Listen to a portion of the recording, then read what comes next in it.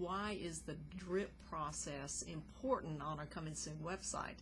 And that's really easy. It keeps buyers coming back to your site, and also sellers, because believe me, buyers and sellers both view your Coming Soon website. So I wrote down a few things that I wanted you to know, best practices, we'll call them, that we do in my office, and you can kind of manipulate that to how it should work in your office. But generally, I want to tell you this, that this is no secret. You need as many homes as possible on your Coming Soon site. Absolutely. You need as much choice as you can.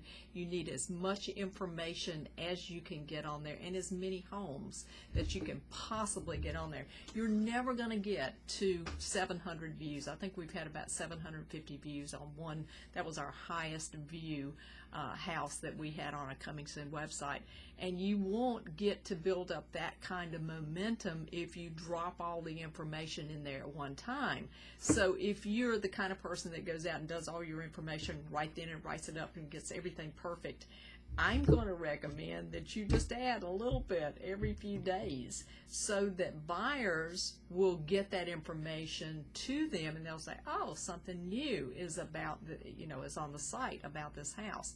So if you're not in the height of the season, in my market, I want the house to be on our Coming Soon website for at least 3 weeks. I think the higher the house goes in price, the longer it needs to be on the Coming Soon market.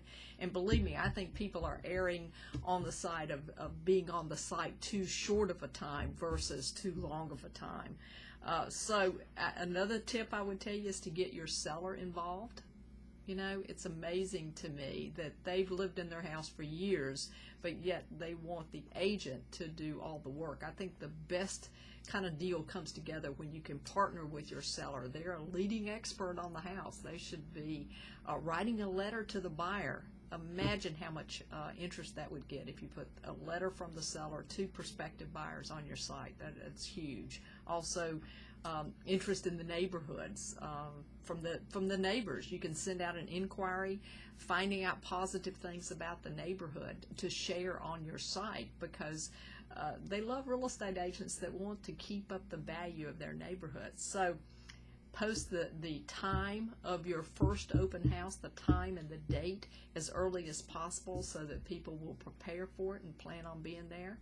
And that's all the tips I've got to tell you today about that drip process and why it's so very, very important. Take care. Bye.